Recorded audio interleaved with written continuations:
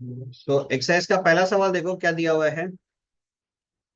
State which of the following collection are set which are not. ठीक है, तो सबसे पहले सेट का डेफिनेशन अपन पढ़ा क्या था। It is a collection of well defined and distinct object. ठीक है ना। अब यहाँ पे all prime number less than 100, all prime number less than 100, तो ये सेट होगा या नहीं होगा? 100% होगा। जितने भी नंबर से सारे डिस्टिंक्ट है एंड सारे नंबर्स वेल डिफाइंड है, तो this is true. All real numbers lying between 5 and 6, all real numbers lying between 5 and 6। अब ऐसा होता है 5 और 6 के बीच में जितने भी रियल नंबर्स लाई करेंगे वो सारे के सारे क्या होंगे? सेट होंगे, 100% होंगे। सारे के सारे नंबर्स वेल डिफाइंड है एज वेल एज डिस्टिंक्ट है। अगर इस पे सवाल ये पूछता है कि फाइनाइट सेट होगा ना इनफाइनाइट सेट होगा, तो आंसर होता है इनफाइनाइट सेट, बिकॉज कोई भी दो नंबर के बीच में इनफाइनाइट रियल नंबर्स हो सकता है। ठीक है। All long reverse of the world, all reverse of the world बोलता तो ये आपके लिए ट्रू होता। All long reverse of the world बोल दिया, ये क्या होगा? यहाँ पे ओपिनियन बदल जाएगा। जहां ओपिनियन बदल जाता है वो आपका क्या हो जाएगा? सेट नहीं होगा। All beautiful girls of your college, अब ये तो नजरिया का बात है। ठीक है ना, किसको कौन ब्यूटीफुल लगता है, तो यहाँ पे क्या ओपिनियन बदलेगा? तो ये ट्रू होगा ना फॉल्स होगा? False. All chairs and tables of your college, true, because chairs और टेबल्स जितना भी है सारे के सारे क्या होंगे? डिस्टिंक्ट होंगे। All books which are fun to read, again यहाँ पे ओपिनियन बदलेगा। ये जो शब्द यूज हो गया फन, अब किसको कौन सा बुक पसंद है, इस पे भी क्या होगा? ओपिनियन आपका बदलेगा। तो ये क्या हो जाएगा? फॉल्स। खत्म। कितना टफ क्वेश्चन था देखो। Next, question number 2। Describe the following set in roster form. Roster का स्पेलिंग भी गलत लिख के रखा है, रोस्ट कर दिया इसको सच में लो। ठीक है।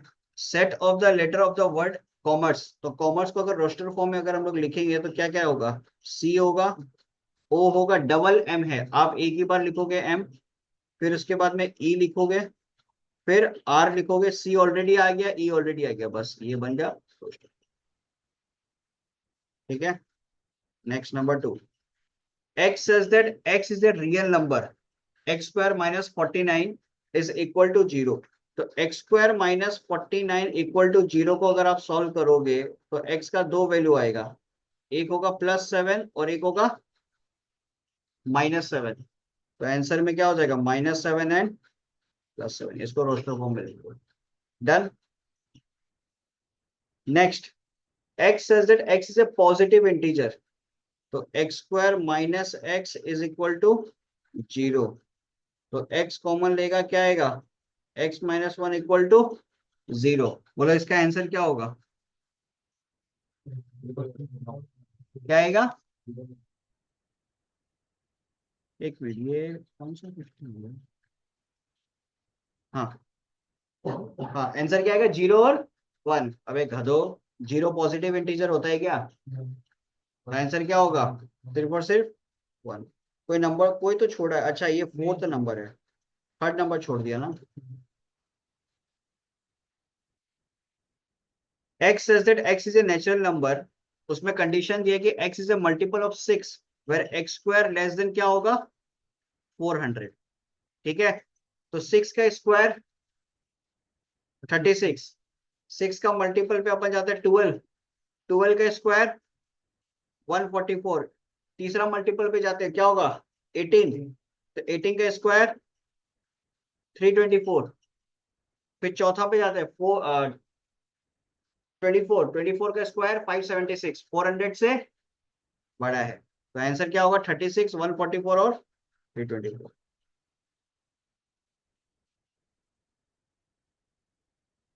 ओ सॉरी, ये तो स्क्वायर लिख दिया, मल्टीपल्स पूछा ना, तो आप लिखो 6, 12 और 18। ठीक है। कोई दिक्कत इसके अंदर? क्लियर है सबका? तो ये था क्वेश्चन नंबर 2 का fourth part. Next, fifth number question देखो। फिफ्थ नंबर पे आपको क्या दिया हुआ है? x says that x is a two digit number whose sum of digit is 6। दो डिजिट का नंबर है लेकिन जिसका सम क्या बनाना है, 6 बनाना है। तो क्या क्या हो सकता है अपने पास, 1 से स्टार्ट करता है, 1 5 हो सकता है, 2 से देखेंगे तो 2 4 हो सकता है, 3 से देखेंगे तो 3 3 हो सकता है, फिर उसके बाद 4। अच्छा इसको एक काम करो, ऐसे नंबर के फॉर्म में लिखो, 1 5,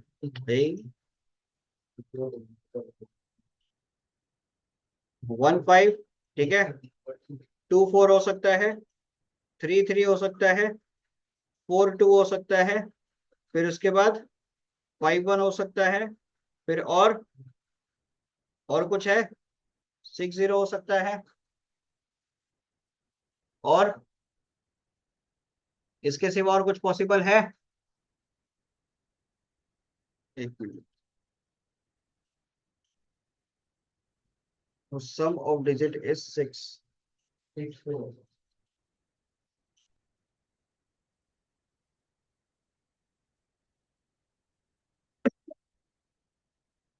1 5 5 1, ठीक है, लोग देखे रखा है, 2 4 फोटो देके रखा है, 3 3 देके रखा है। नियम से तो 6 0 भी होना चाहिए, क्योंकि कंडीशन कुछ दिया नहीं, कंडीशन कुछ दिया होता तो समझता है कि 6 0 नहीं होता। चलो ठीक है, नहीं दिया, नहीं दिया। तो ये लोग कंसिडर करके चल रहा है कि पॉजिटिव इंटीजर लिया है लोग, ठीक है। तो नेक्स्ट क्वेश्चन है, x such that x is a natural number where x is a perfect square, x less than 15, क्या होगा? परफेक्ट स्क्वायर लेस देन 15, क्या क्या हो जाएगा?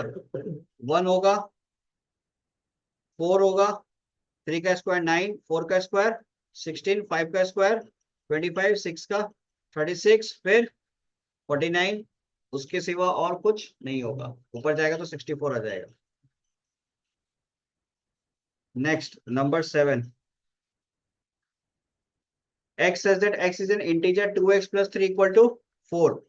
तो अब एक चीज देखो, 2x प्लस 3 इक्वल टू आपके पास अगर 4 है, तो 2x इक्वल टू हो गया 1, x इक्वल टू हो गया 1/2। तो आंसर क्या होगा?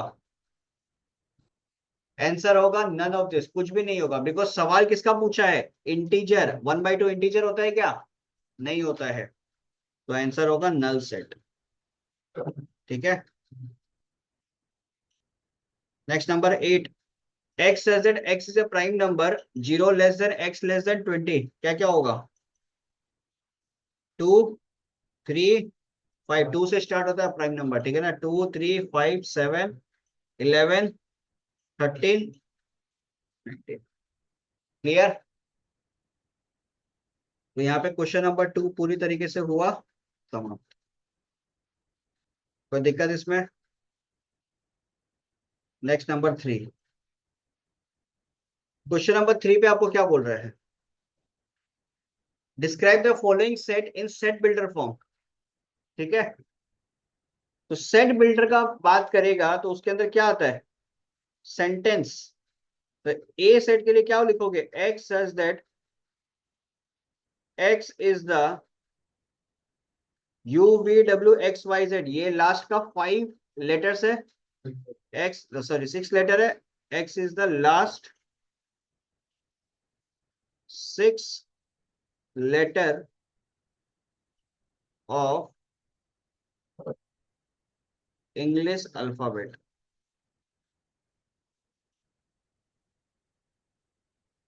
ठीक है।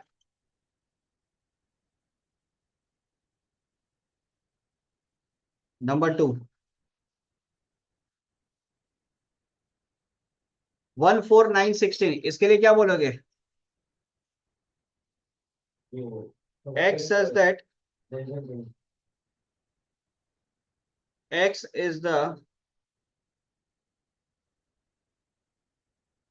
Perfect square of natural number, या तो ऐसे बोलो, perfect square of first 4 natural number, ठीक है। और भी तरीके से लिख सकता है, x is the perfect square less than 20। ठीक है, फिर नेक्स्ट क्या है, 1/2, 1/3, 1/4, 1/5, 1/6, 1/7। इसके लिए क्या लिखोगे, x such that x is equal to 1/p, ऐसे लिख दो। 1/p, 1/q, 1 कुछ भी लिख दो, जहां पे डिक्लेयर कर दो कि p जो है, p एक इंटीजर है, p इज एन इंटीजर, मत देखो, positive integer, positive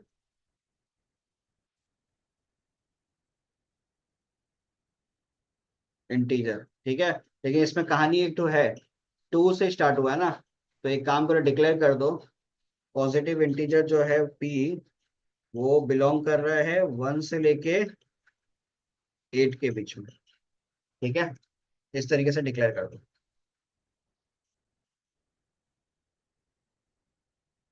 next number 4, इसमें क्या होगा, ये तो सिंपल सा चीज है, कुछ है ही नहीं इसके अंदर। x says that x is a negative integer, यही डाला है।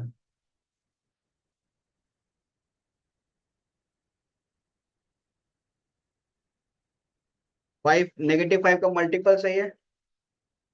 x says that x is equal to 5n, where n belongs to negative integer.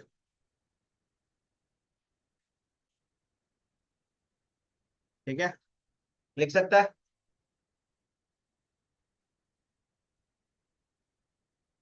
ये अच्छा है, इसमें नोटिस करो, 1/2, 2/3, 3/4, 4/5, 5/6, न्यूमरेटर एक एक से इंक्रीज हो रहा है।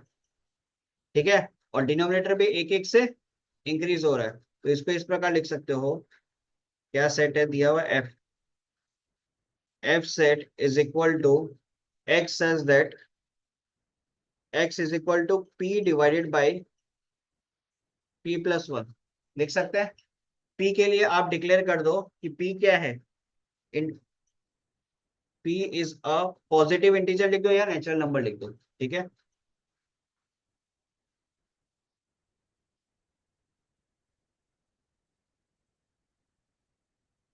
या तो आप पॉजिटिव इंटीजर भी लिख सकते हो, नेचुरल नंबर भी लिख सकते हो। ठीक है, नेक्स्ट नंबर 7। अब देखो यहाँ पे -3 और +3 सोल्यूशन दिया है ना, तो -3 और +3 कब आ सकता है, अगर x² - 9 इज इक्वल टू 0 ऐसा सिचुएशन क्रिएट होता है, तब आंसर आपका -3 और +3 आएगा, तो खत्म।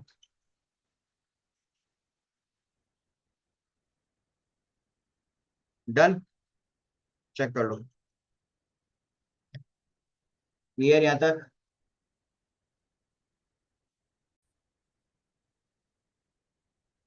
नेक्स्ट क्वेश्चन नंबर 4 पे क्या बोल रहा है, write down the following statement using set notation. ठीक है, x is not an element of set B. देखो, नोटेशंस बेसिकली क्या बोलना चाह रहे हैं लोग, क्या क्या नोटेशन होता है, एक ये नोटेशन होता है जिसको हम लोग बोलते हैं बिलोंग्स टू, एक ये नोटेशन होता है जिसको बोलते हैं डज नॉट बिलोंग्स टू। ठीक है, फिर एक होता है सबसेट और एक होता है प्रॉपर सबसेट। ठीक है, सबसेट प्रॉपर सबसेट हम लोग यूज करते हैं सेट के रेस्पेक्ट में, जब दो सेट का रिलेशंस बताना। बिलोंग्स टू और डज नॉट बिलोंग्स टू हम लोग यूज करते हैं किसके रेस्पेक्ट में, एलिमेंट और सेट के रेस्पेक्ट में, कि कौन सा एलिमेंट किसी सेट को बिलोंग कर रहा है या नहीं कर रहा। ठीक है, तो यहाँ पे पहला सवाल अपने पास है क्या, x is not an element of set B, तो हम लोग कैसे लिखेंगे, x does not belongs to B. ठीक है, नंबर 2 क्या है, b contains a, b contains a का मतलब b के पास a के एलिमेंट प्रेजेंट है, तो हम लोग बोल सकते हैं a is the subset of b। Sorry, b contains a ना, b के पास a के एलिमेंट है, तो हम लोग लिखेंगे b।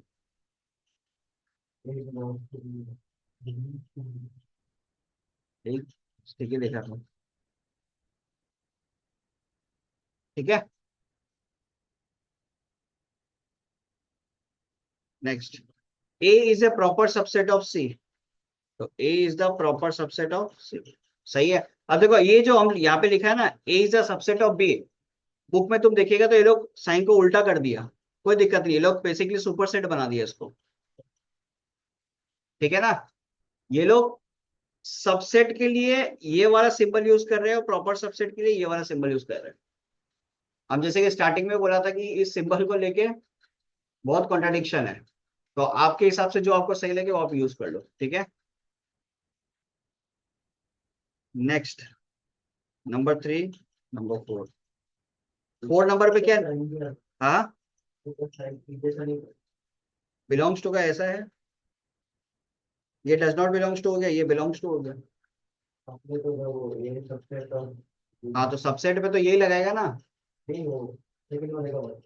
हाँ तो सेकंड वाले में भी सही है, बी कंटेन्स ए, कंटेन्स ए का मतलब क्या हो गया, बी के पास ए के एलिमेंट है, समझा।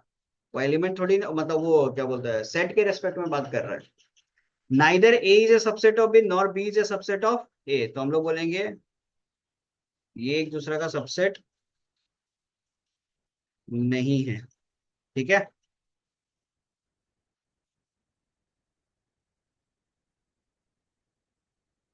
नेक्स्ट नंबर 5 का 1, which of the following set are finite and which are infinite.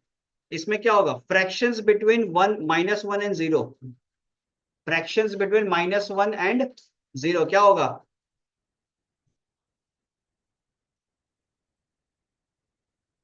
-1 और 0 के बीच में तो बहुत सारा नंबर्स हो सकता है। All students of Guwahati university countable है। Vertices of a polygon, polygon का वर्टाइसिस हम लोग आराम से काउंट कर सकते हैं, फाइनाइट। फिर उसके बाद में क्या, integers which are less than 30, integers which are less than 30, देखो natural number which are less than 30 होता है फाइनाइट होता है, इंटीजर्स तो नेगेटिव भी होता है पॉजिटिव भी होता है, तो ये क्या होगा, infinite.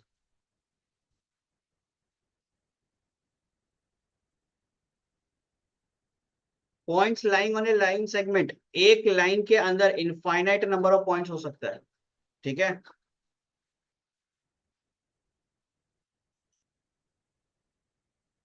All even prime number, all even prime number क्या है, एक ही प्राइम नंबर है इवन, 2, तो ये क्या होगा, फाइनाइट, ठीक है। क्वेश्चन नंबर 5 तक कोई दिक्कत?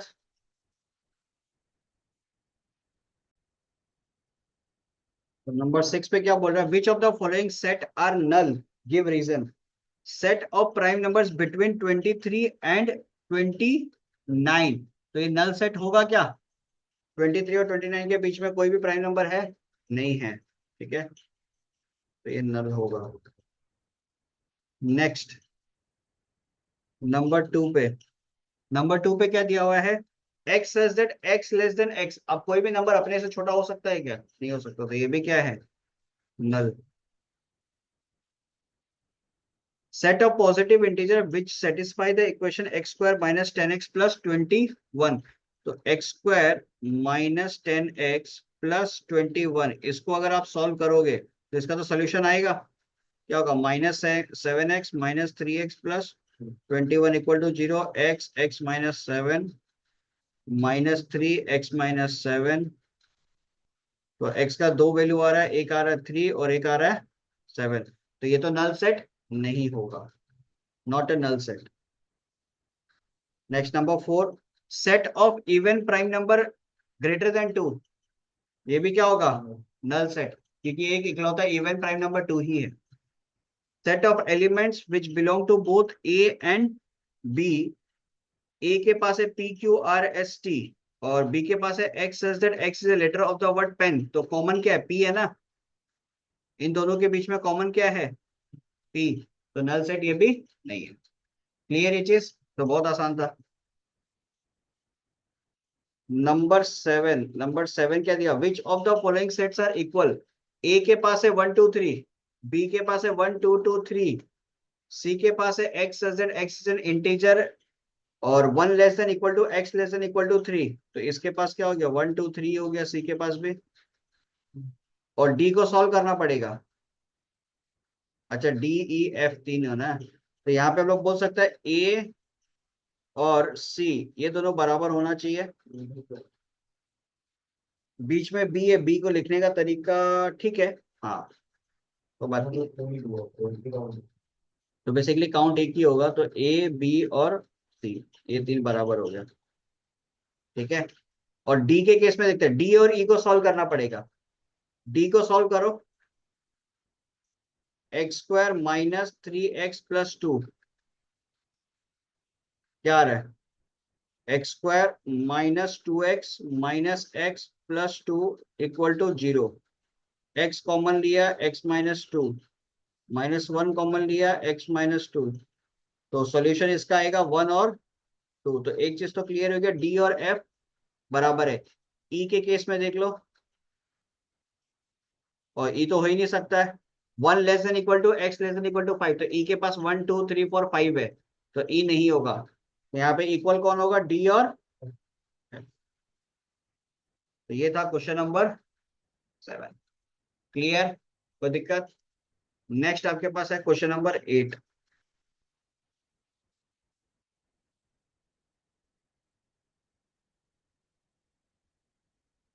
क्वेश्चन नंबर 8 पे आपको क्या दिया हुआ है, which of the following statements are correct and which are incorrect. तो स्टेटमेंट 1 तो करेक्ट है, 2 इज अ सबसेट ऑफ 2 और 4, तो ये हो गया करेक्ट स्टेटमेंट। ठीक है, फिर जो सेकंड स्टेटमेंट है, इसमें आपको दिया हुआ है, ये जो भाई ए है ये एक सेट को रिप्रेजेंट कर रहा है, और बीच में यहाँ पे साइन दे दिया बिलोंग्स टू, तो ये तो इनकरेक्ट स्टेटमेंट है, ये गलत है।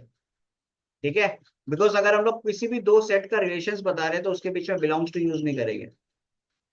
फिर नेक्स्ट, फाई के रेस्पेक्ट में, फाई और वो भी साथ में ब्रैकेट है। ठीक है, खाली फाई होता, phi is the subset of, अगर हम पी क्यू आर लिखा तो ये करेक्ट होता। क्यों करेक्ट होता, बिकॉज हम लोग को पता है कि phi is the subset of all the sets by default. या तो खाली फाई होना चाहिए था, या खाली ब्रैकेट होना चाहिए था, तो ये भी आपके लिए क्या है, incorrect. B C belongs to A B C, ये करेक्ट है ना, नहीं है, ये बिल्कुल करेक्ट है। बिकॉज यहाँ पे चीज को समझना, आपके पास एक बड़ा सेट जो उसके पास एलिमेंट्स है, एक ए और दूसरा एलिमेंट है बी सी, भले ही ये ब्रैकेट में लिखा हो, लेकिन ये बड़ा ब्रैकेट के अंदर आ रहा है, तो this B C is behaving like now element. Clear है चीज, तो इसके लिए हम लोग क्या बोलेंगे, ये करेक्ट है। 7 is the subset of 7 9, 7 is the subset of 7 9, ये होना चाहिए था 7 बिलोंग्स टू 7 9। अगर सबसेट होता तो यहाँ पे ब्रैकेट होना चाहिए था। क्लियर, तो इसका मतलब नंबर 5 जो है ये भी क्या है, इनकरेक्ट। नंबर 6, नंबर 6 पे क्या दिया हुआ है, this is the subset of this portion. अब यहाँ बिलोंग्स टू होता तो करेक्ट होता, सबसेट होने के लिए क्या होना जरूरत था, एक और ब्रैकेट का जरूरत था, तो ये क्या हो जाएगा, करेक्ट, इनकरेक्ट। फिर number 7, x says that x+9 is equal to 9 does not belongs to 5। तो यहाँ पे x का वैल्यू आ रहा है 0। ठीक है ना, x का वैल्यू क्या है, 0। तो 0 तो एक एलिमेंट हो गया ना, इसके लिए 5 नहीं लिख सकते, 0 खुद तो एक नंबर है ही ना, तो ये क्या होगा, करेक्ट में आएगा, डज नॉट दिया ना, करेक्ट है। 5 belongs to P Q R, 5 belongs to, 5 is a subset of P Q R आता, 5 बिलोंग्स टू नहीं हो सकता है, 5 सबसेट हो सकता था बट बिलोंग्स टू नहीं हो सकता है, तो ये भी इनकरेक्ट है। तो करेक्ट अपना कौन सा है, 1 4 और 7, ये करेक्ट है। कौन सा, नंबर 3। देखो नंबर 3 पे क्या है, तुमको दिया हुआ है 5, फिर ब्रैकेट में पी क्यू आर। यहाँ पे चीज को समझो, ये पी क्यू आर एक सेट है, क्लियर है। इस पी क्यू आर का अगर तुम सबसेट बनाने जाए तो 5 उसका एक सबसेट हो सकता है, बट सिर्फ 5 या एक खाली ब्रैकेट। हम अगर एक खाली ब्रैकेट में बीच में 5 डाल देता तो ये एक एलिमेंट को रिप्रेजेंट करेगा, मतलब बेसिकली ये एक एलिमेंट हो गया। आया बात समझ में, जो है नहीं इसके अंदर। नहीं तो इसके पास क्या होना चाहिए था, यहाँ पे पी क्यू आर के साथ एक पाई लिखा हुआ होना चाहिए था, तब हो सकता था। ठीक है, तो क्वेश्चन नंबर 8 में कोई दिक्कत किसी को? क्लियर है? चलिए, क्वेश्चन नंबर 9 पे कुछ सेट दिया हुआ आपको। ठीक है, जहाँ पे ए सेट पे बोल रहे set of all quadrilaterals, B पे बोल रहे सेट ऑफ ऑल पैरेललोग्राम्स, फिर रेक्टेंगल्स, फिर स्क्वायर, फिर रोम्बस, फिर ट्रेपेजियम। ठीक है ना? तो क्वाड्रिलेटर ये बेसिकली सारा जितना भी फिगर दिया हुआ है, ये सारा का सारा क्या क्वाड्रिलेटरल ही है। ये बेसिकली देखा जाए B C D E F all should be the subset of A only, all are quadrilaterals. बात समझ में आ रहा? All the parallelograms can be called as quadrilaterals. Rectangles को क्वाड्रिलेटर बोल सकते हैं, स्क्वायर को बोल सकते हैं, रोम्बस को बोल सकते हैं, ट्रेपेजियम को बोल सकते हैं। Basically all four sided figure is known as quadrilateral. ठीक है, तो अब इसमें पूछ रहा है कि कौन सा करेक्ट है और कौन सा इनकरेक्ट है। अब इसमें पहला क्वेश्चन आपके पास है, E is the subset of C. E is the subset of C, पहले ई है क्या वो देख लो। ई है आपके पास सेट ऑफ ऑल रोम्बस, और सी क्या है? Set of all rectangles. ठीक है ना? अब ई जो है वो सी का सबसेट नहीं हो सकता है। ई और डी का बात करता तब ये जरूर होता, बिकॉज जो तुम्हारा रोम्बस है वो अल्टीमेटली स्क्वायर का शेप होता है, बिकॉज उसमें भी सारा एंगल्स क्या होगा, सॉरी सारा साइड क्या होता है, इक्वल होता है। डायगोनल बाइसेक्ट करता है 90 डिग्री पे। ठीक है, लेकिन जो रेक्टेंगल है, रेक्टेंगल के केस में क्या है, all the sides are not equal, all the sides are not equal, तो ये नहीं हो सकता है। तो इसका मतलब पहला वाला जो है वो क्या है, इनकरेक्ट स्टेटमेंट है। ठीक है, नेक्स्ट है D is the subset of C. D है set of all square, C है set of all rectangles 100%, because D का भी सारा एंगल्स 90 डिग्री होता है, सी का भी सारा एंगल्स क्या होता है, 90 डिग्री होता है। डी का भी डायगोनल्स बाइसेक्ट करता है, इसका भी डायगोनल्स बाइसेक्ट करता है। ठीक है, तो हम लोग बोल सकते हैं जो आपका नंबर 2 है वो करेक्ट स्टेटमेंट। ठीक है, फिर नेक्स्ट क्या, C is the subset of B. सी के पास है क्या, किधर है C, set of all rectangles, और B set of all parallel 100%। Both the opposite sides are what, parallel and equal, इसके अंदर भी होता है, तो ये आपका करेक्ट है। Next, D is the subset of E. D हाँ ये होगा, square is the subset of rhombus. अच्छा उसे मैं उल्टा बोल देते क्या, रोम्बस, हाँ स्क्वायर रोम्बस का सबसेट होगा। ठीक है, ये करेक्ट है। फिर नेक्स्ट क्या है, F is the subset of A. अब वो बोले यहाँ पे जितना भी B C D E F ये सारा ए का तो सबसेट होना ही होना है, क्वाड्रिलेटरल तो है ही, तो ये भी करेक्ट है। फिर number 6, E is the subset of D. नहीं ये नहीं होगा, square is the subset of rhombus होगा, तो ये इनकरेक्ट है। ठीक है, B is the subset of C. B is the subset of C. Parallelograms rectangle का सबसेट नहीं हो सकता, रेक्टेंगल पैरेललोग्राम का सबसेट हो सकता है। समझ में आया? पैरेललोग्राम रेक्टेंगल का सबसेट नहीं होगा, तो ये आपका क्या हो गया, इनकरेक्ट। फिर नेक्स्ट है, E is the subset of B. E क्या है, रोम्बस, और बी में क्या है, पैरेललोग्राम्स, हाँ ये ई बी का सबसेट होगा। ठीक है,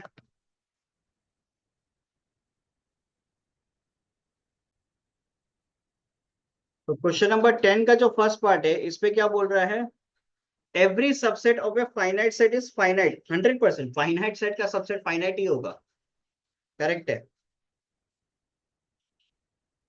every subset of A infinite set is infinite, भाई इनफाइनाइट सेट का सबसेट निकाला जाएगा, इनफाइनाइट नहीं होगा, उसको आप काउंट कर सकते हो, तो ये क्या है, incorrect. Every set has a proper subset, ऐसा कोई जरूरी नहीं है। Every set has a subset वो ठीक है, every set is a proper subset वो कोई जरूरी नहीं है। if A and B are any two sets, either A is a subset of B or B is a subset of A।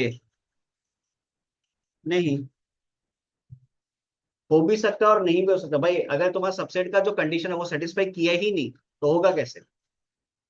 Subset का condition ही कहता है कि भाई एक सेट का एलिमेंट दूसरे सेट के अंदर कम से कम प्रेजेंट होना चाहिए, लेकिन वो हुआ ही नहीं, तो सबसेट का कंडीशन ही सेटिस्फाई नहीं करेगा, तो ये भी क्या है, इनकरेक्ट स्टेटमेंट। ठीक है, तो क्वेश्चन नंबर 10 तक अपन कंप्लीट कर लिया। देखो क्वेश्चन नंबर 11 आप लोग खुद से घर पे ट्राई कर सकते हो, क्वेश्चन नंबर 11 एकदम इजी है, ठीक है। 12 से अपन नेक्स्ट क्लास में कंटिन्यू करेंगे।